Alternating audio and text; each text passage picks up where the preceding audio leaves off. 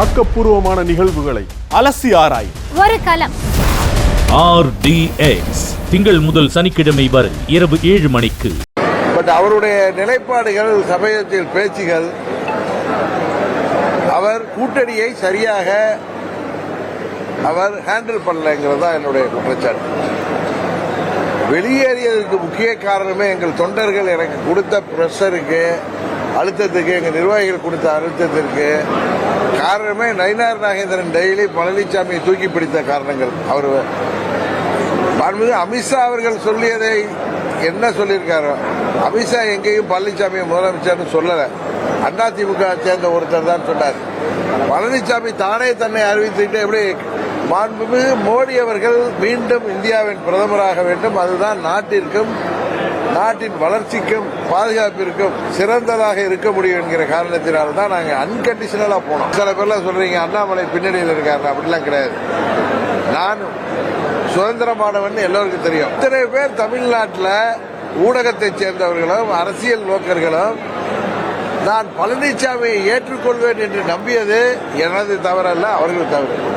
இந்த கட்சி ஆரம்பிக்கப்பட்டதே அது அண்ணன் நயினார் நாகேந்திரனுக்கு சேர்த்து சொல்றேன்.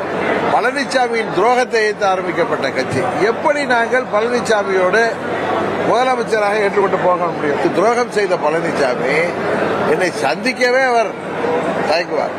நாம் அம்மாவின் கட்சியோடு இணைந்து செல்ல வேண்டும் என்று நினைத்தால் அவர்களுக்காக நான் ஒத்துக்கொண்டேன். பட் எனக்கு தெரியும் நடக்க போறதில்லைன்னு. 21 தேர்தலில் நாங்கள் போட்டியிட்டோம்.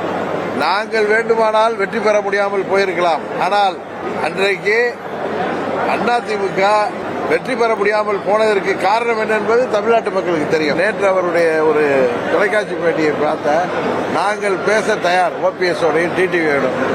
OPS வெளியேறியது யாருனால் என்பது தெரியும். OPSக்காக எதுக்கு இவர் பேசுறாருன்னு சொல்றப்பே அவருடைய மனநிலை தெரியுது. அவர் சும்மா வெளியில சொல்றாரு அவர் வரணும், நாங்க பேச தயார். இவர் என்ன பேச தயார் மீடியாவில் சொல்றீங்க? அதிமுகவோடு எப்படி எங்கள் தொண்டர்கள் ஒன்று போவார்கள்? நீங்கள் பேசுவதை அமித்ஷா அவர்களை தாண்டி நீங்கள் அவர் சொன்னதை தாண்டி நீங்களாக பேசுகிறீர்கள். எங்கள் இயக்கத்தில் எனக்காக என்னோடு தொடர்ந்து போராடி வருபவர்களுக்கு நான் சரியாக வழிநடத்த வேண்டும். நான் எப்படி பழனிசாமி ஏற்றுக்கொள்ள முடியும்? ஏன்னா யாருக்கு உங்களுக்கெல்லாம் ஊடகத்தில் உள்ளவங்களுக்குலாம் தெரியாதா? இன்னொன்று செப்டம்பர் 1ஆம் தேதி ஏன் சொன்னா, அதே இடத்தில் கூலித்தேவன் நினைவிடத்தில் நயினார் என்ன சொல்லியிருக்காரு?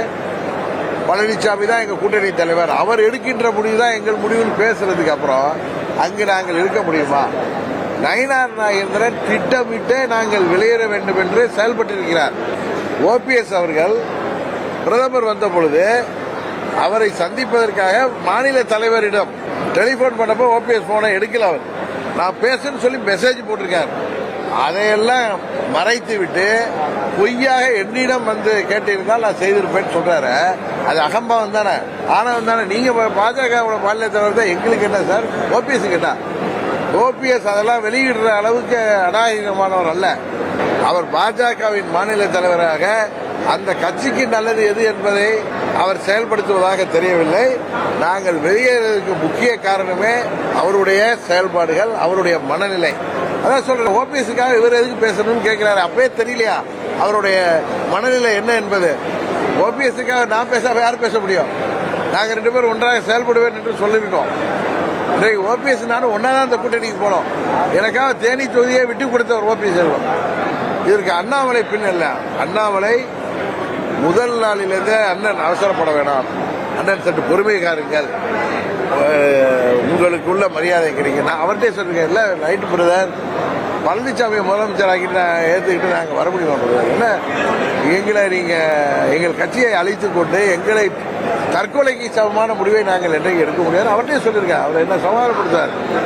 ஊரெல்லாம் போய் பேசுகிறதையும், ஆணவத்தில் ஆடுவதையும், அகங்காரத்தில் பேசுவதையும், விளையாட்டம் போடுவதையும் பார்த்தால் எப்படி நாங்கள் அமைதியாக இருக்க துரோகம் நியாயப்படுத்தப்படுவதாக நினைத்து வெளியேறினோம். ஆக்கப்பூர்வமான நிகழ்வுகளை அலசி ஆராய் ஒரு களம். RDX திங்கள் முதல் சனிக்கிழமை வரை இரவு 7 மணிக்கு.